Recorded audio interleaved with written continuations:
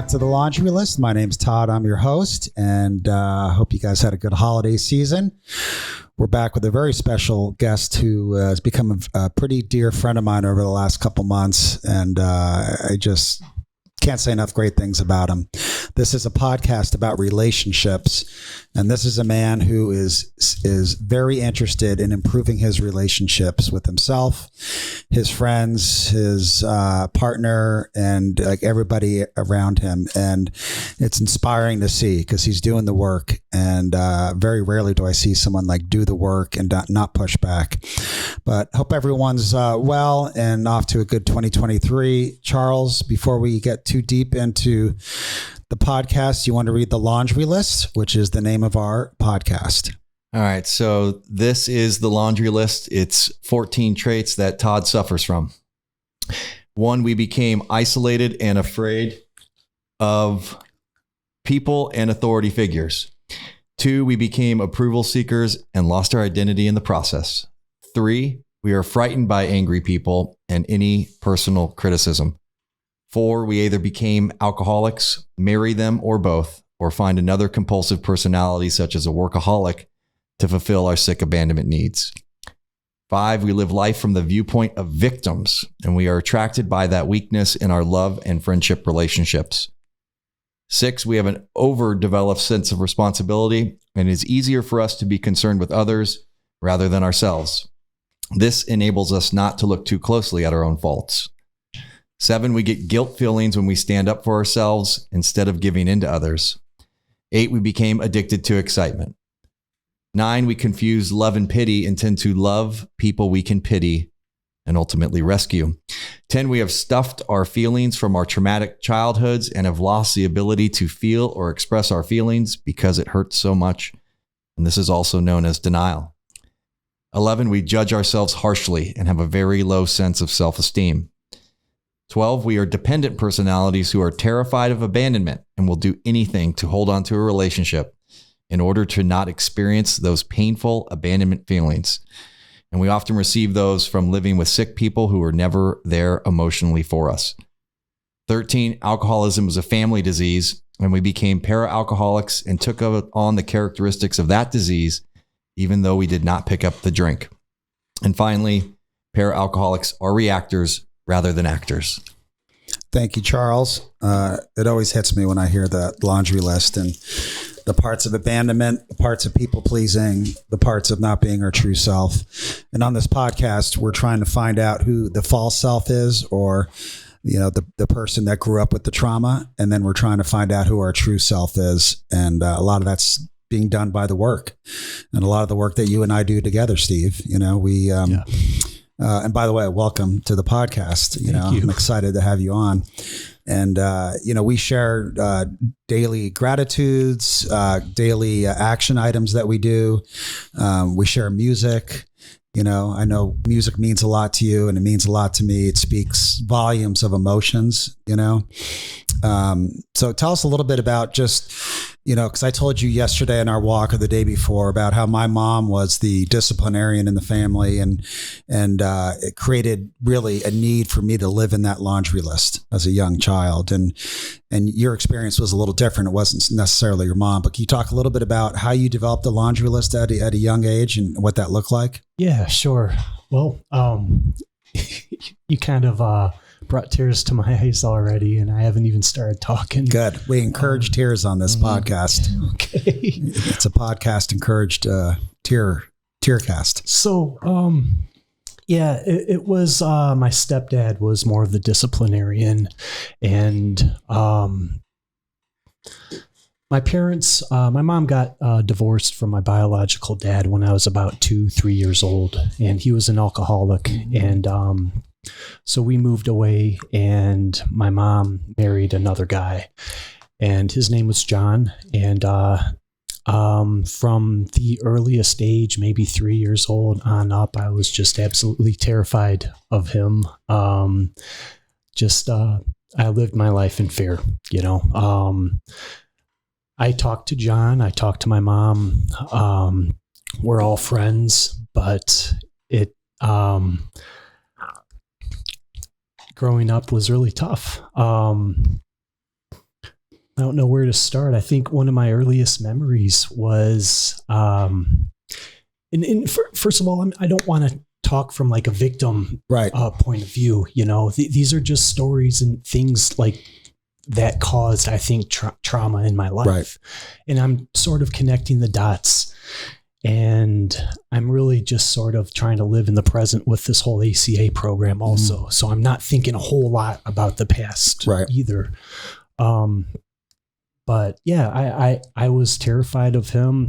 Before I could really even talk, I would, or hear, listen, I'm a toddler, and I would, think of things to tell him or say to him, in advance, because I knew he was going to get mad at me. And, I remember one time just saying to myself, Steve, ask him, what does that mean? So when he talks to you. So, he's talking to me someday, and I just hear a bunch of, just jibber jabber from his mouth, because I'm young, very, very young. And I remember him taking me up, by the shirt and lifting me up and telling me, what the hell that means. And it was small things like that throughout my life that just caused a lot of fear. When I was it's traumatic for a young kid to experience the people that you consider to be God, right? Because I think when we're toddlers and very young, we look at our parents to be God, and to do things to create such fear and anxiety in them. And again, this isn't a blame episode or podcast, but it is what it is. They were probably doing what they knew how to do, right? Yeah.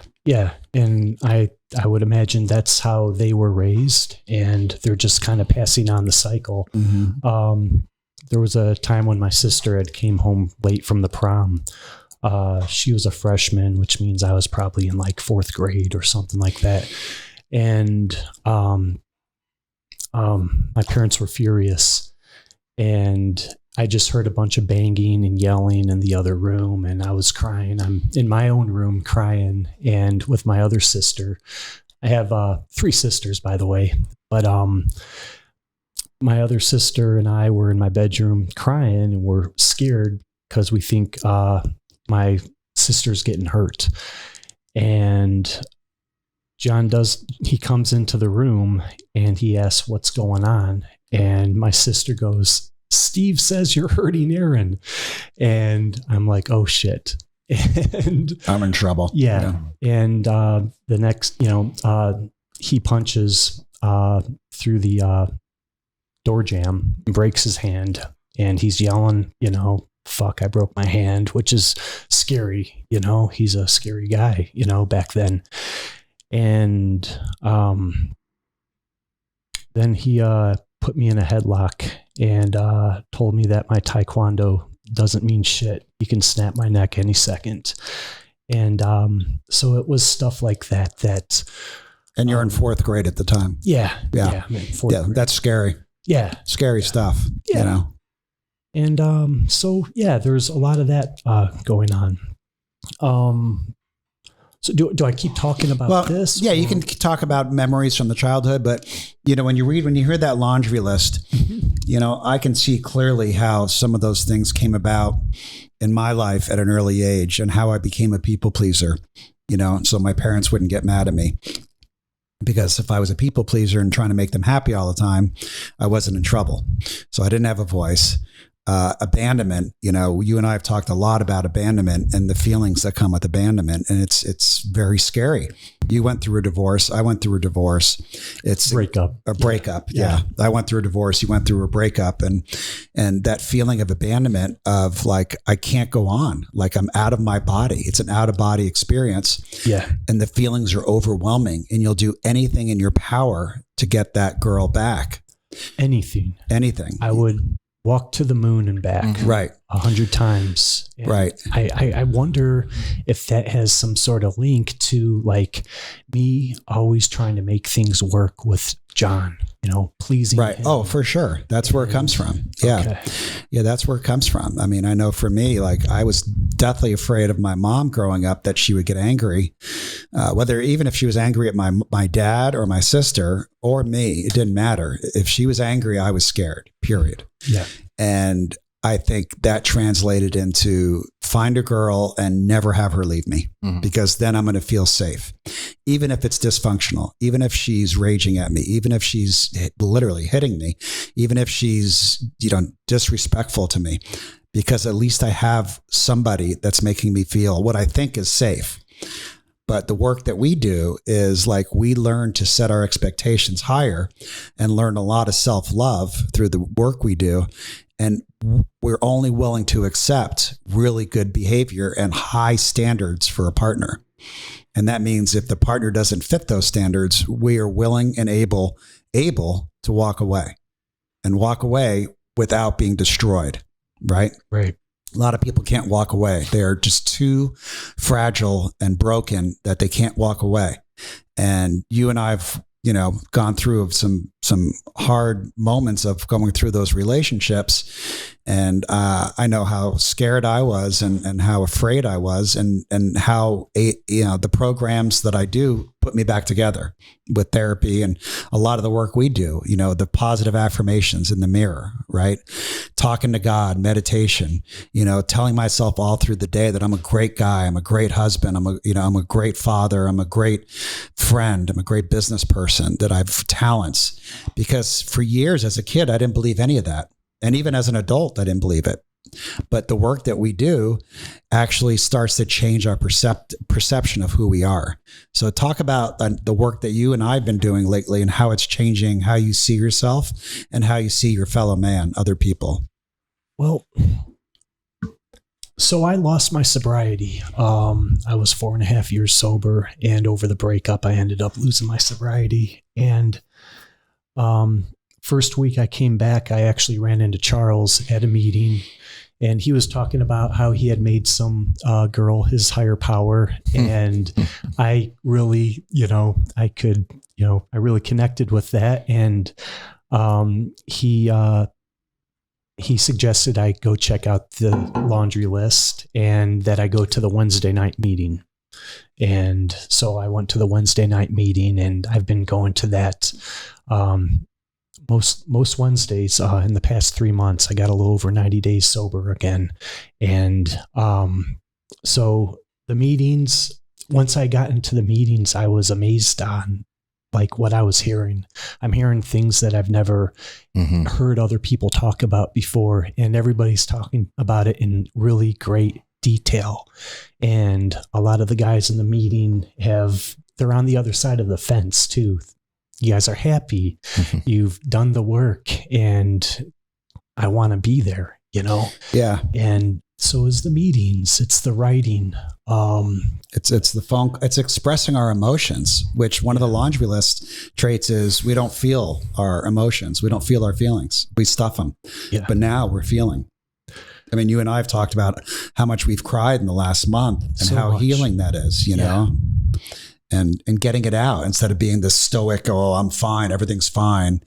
Not everything's fine. I'm scared to death. I'm feeling the laundry list. I'm feeling like a scared little boy, and I got to put my arms around that little boy and tell him he's going to be okay. And I love him, and I'm there for him.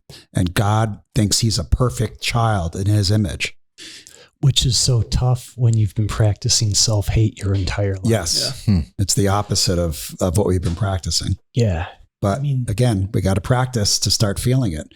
Yeah. There's a saying in our program, fake it till you can make it, or act as if. We got to keep doing it, and eventually we'll start feeling it. So even today, I had some negative affirmations going in my direction, and What'd you do about it? Well, did you play the tape for a while, or did you intercept it? I intercepted it, but I'm still working on flooding. That's the thing. I think I can flood these negative affirmations with positive affirmations. And over time, I'm just going to have nothing but positive feelings and love for myself. Well, it's okay, I think, to have negative feelings, but we want the majority of how we feel and our thoughts to be positive. I mean, it's only human and natural that we're going to, have the ego type of feelings, but we want to get on the other side of it where it's 80-20 on our favor, right? Yeah. Yeah. Right. I heard something yesterday at a meeting, and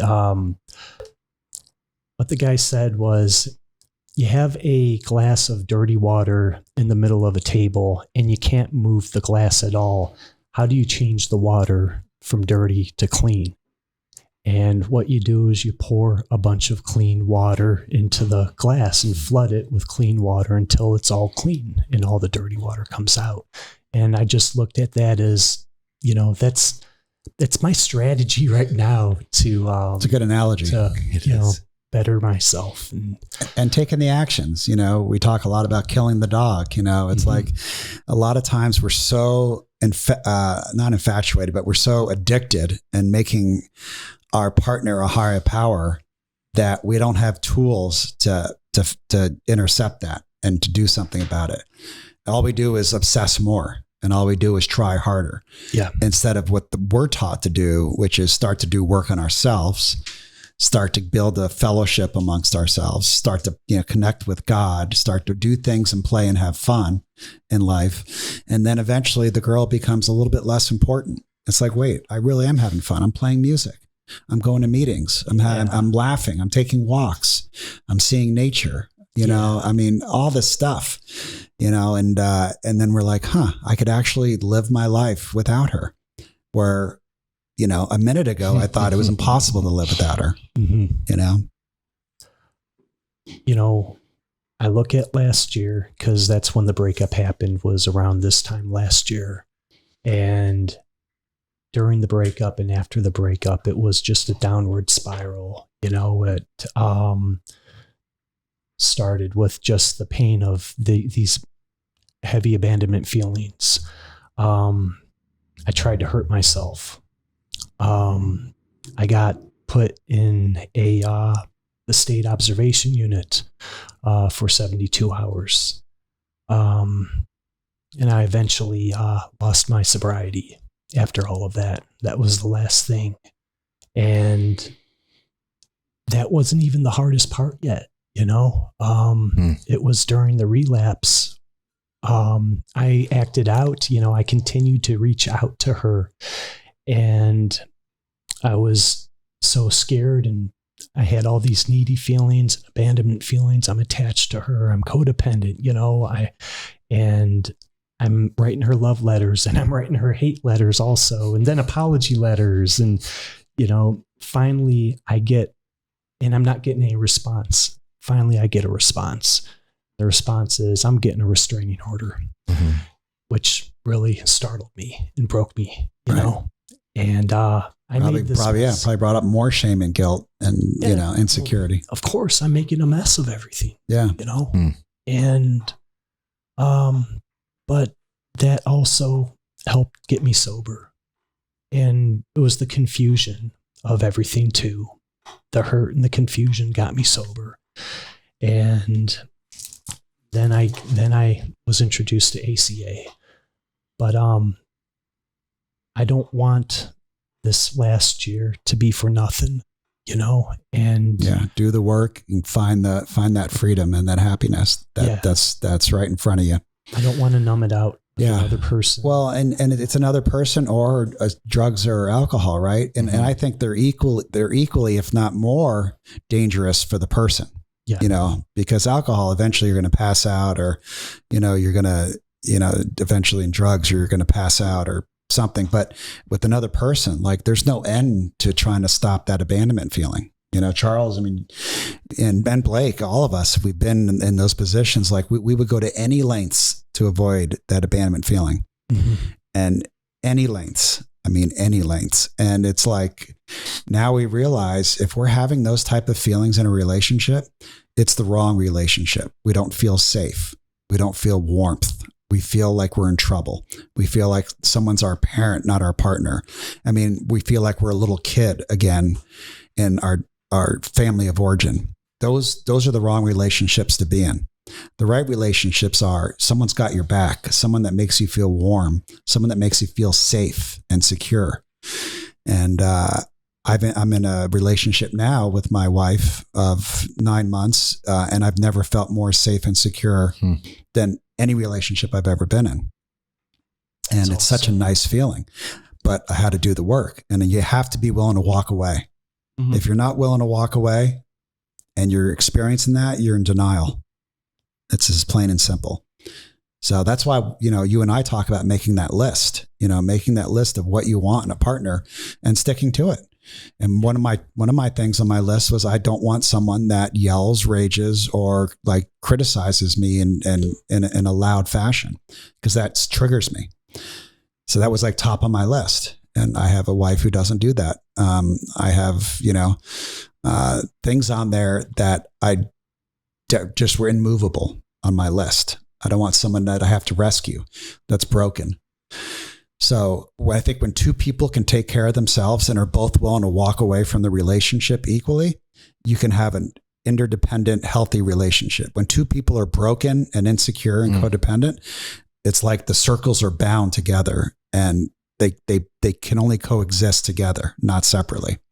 So I think it's really important we do this work to have a healthy relationship. I mean, I don't see another way for codependents and alcoholics. I don't see another way. Yeah. And so what that means to me is no dating right now, which, you guys, I've had some hiccups with that. I've gone on some dates. And talk about that experience. Like, was your mind in it? Were you present? Were you just trying to fill the hole? Yeah. I mean, I dated a girl on and off this past month.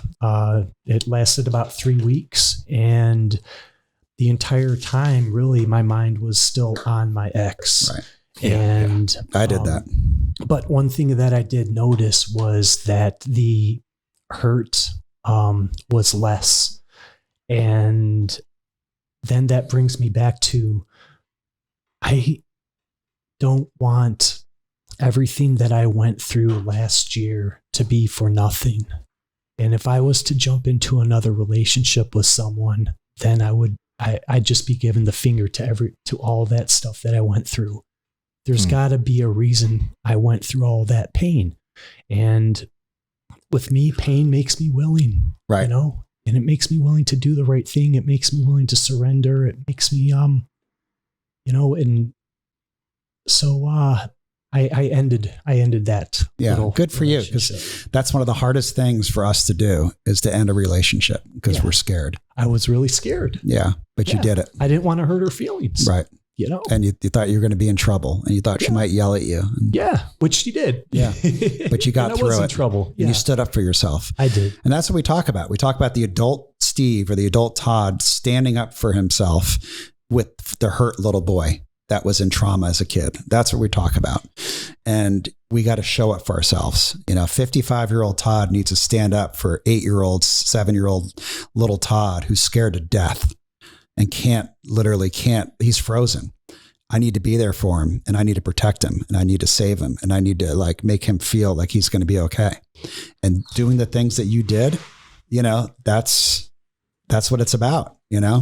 That's what it's about. You stood up for yourself. You ended it.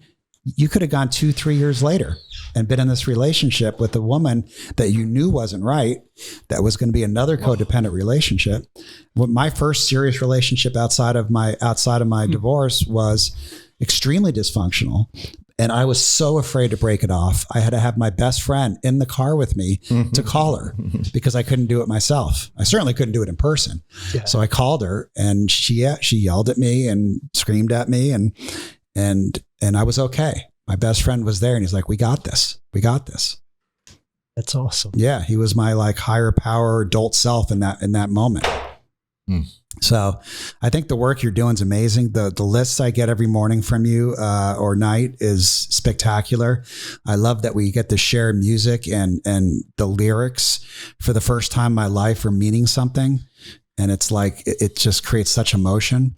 I love that we can laugh, cry, be sad, be joyous, be melancholy. Like we could feel all the emotions, and it's okay. It's been really awesome getting to know you. Yeah, you too. Charles, what do you have for Steve today? You've known him longer than I have.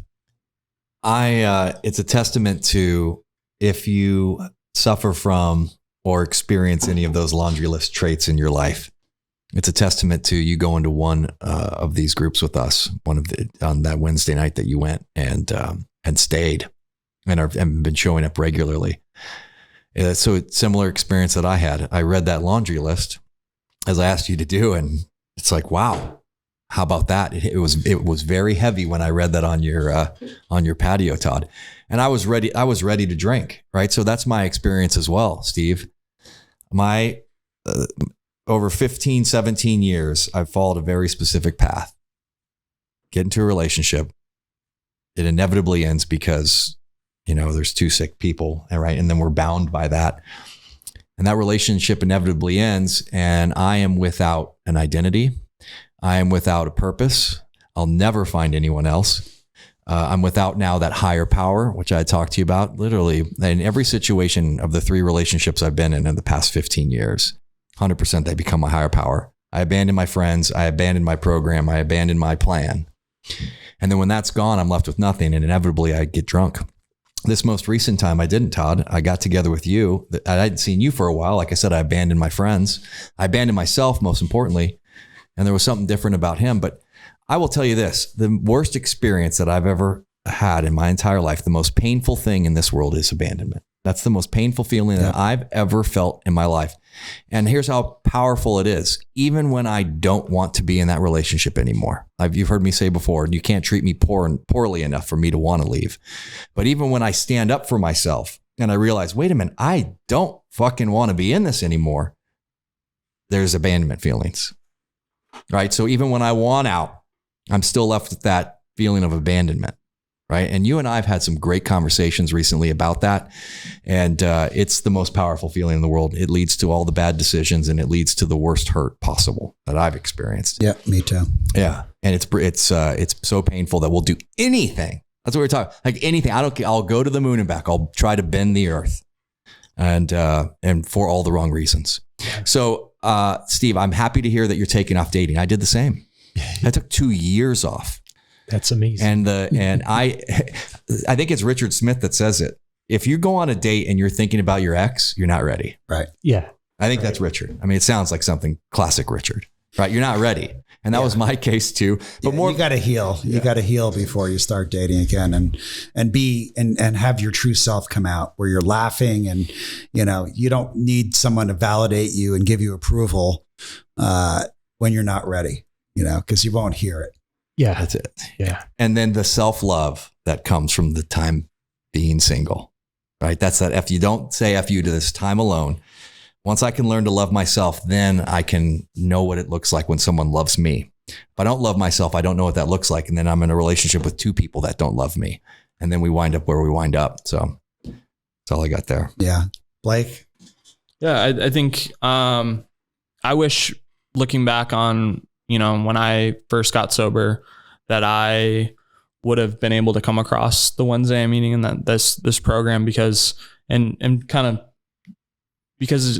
just a symptom, right? Like, I think for me, the laundry list symptom is the reason that I drank, and I was able to get sober, but I didn't fix the broken Blake. And it's funny, once, because I'm never going to be perfect, but I at least can recognize what time period Blake is coming out, and they're very distinctive in kind of their reaction, whether it's young Blake or middle teenager Blake, or it's, 20-year-old Blake. They're all very different. And, I'm very grateful, thank you for being honest and sharing, because it's when I looked back on my blameless inventory of, my upbringing, my parents, it kind of relieved a lot of the pressure for me that, like, I didn't have any choice in this. Like, 8-year-old Blake was doing exactly what 8-year-old Blake needed to do to get to the next day. Right. And brought a lot of happiness in my life, because I always thought like, maybe if that one time when my mom was really drunk, if I wouldn't have told her to, not drink another glass of wine, maybe she won't be as big of a bitch. Like, if I didn't do that, then maybe the cops wouldn't have gotten called, and maybe, our family wouldn't have been broken up. But now I can look back on it and it's like, I just did what, Blake thought was right at the time. Right. You're a little kid. We're just little kids, and it's, we shouldn't be making those decisions. yeah. And it's like, I'm excited, cause hopefully one day I'll be a dad and be able to hopefully kind of break the cycle of family dysfunction. Or maybe it's just, we all have a certain degree of it, but, I enjoy seeing you at the Wednesday night meetings. Thanks. And, congrats on 90 days sober. Not that I want to relapse or anything, but if I could go back to being 90 days sober again, like that was a pretty awesome, like you feel in the moment, like it sucks, but like it's pretty awesome, and enjoy the day and enjoy the moment. And like the 90 days sober it's a miracle, and 91 days will be a miracle. And, I really enjoy this program, and I hope you stay. I hope you, thank you. Yeah. I hope you don't get it, just because for me, I got a little bit of relief from this program, and then I thought I was cured. And it's like when they say you get a, head full of AA and drink, and then you get back into that dysfunction, it makes it so much worse, so just stay. Yeah, that's great advice. A lot of times we just don't feel like getting out of bed or doing anything. And my wife and I have been talking about that lately. And, it's been heavy around my house. And it's like, honey, we just got to keep moving forward. There was a quote from that movie, Cheaper by the Dozen, and the grandma said something in that movie, like, the train keeps going no matter if you're on it or not, that train's got to keep going. So just stay on that train and just keep moving forward, and just know that God will take care of you. Yeah. God will take care of you. We don't need to worry about anything. God will take care of us. Like I was at my best friend's funeral last week and ran in one of my sponsors, and he said, I told him kind of stuff going on in my life. And he goes, Todd, everything's in divine order. And I got angry at him. I'm like, are you fucking kidding me? Yeah. But it's true. It's true. Everything's in divine order. So, well, I think we're coming up on the 40 minutes here, and I love you, and I'm glad you're in my life. You owe me a song.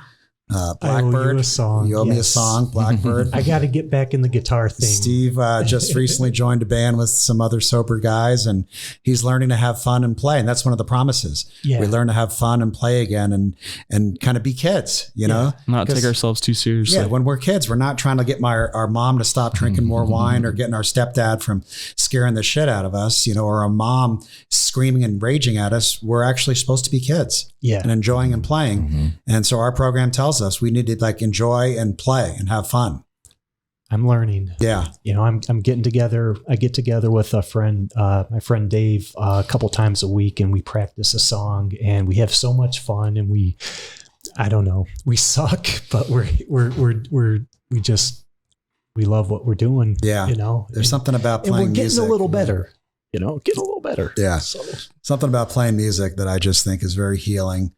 And I don't know if it's the vibrations, or I don't know, but I play a little bit of drums, a little bit of guitar, and it's very healing for me. It's very healing. So, well, thanks for coming on, Steve. We'll check back with you in 5 or 6 months and see how you're doing. Awesome. Please remember to be nice to my friend today. And that's my sponsor in California, in Laguna Beach, Harry Allen, who has passed on. And he used to tell that to me every day, because he saw the pain and the hurt in my eyes and my heart. And he kept telling me, Todd, be nice to my friend today. Be nice to my friend today. So for all you out there listening, please be nice to my friend today. We love you, and we will see you next week on The Laundry List.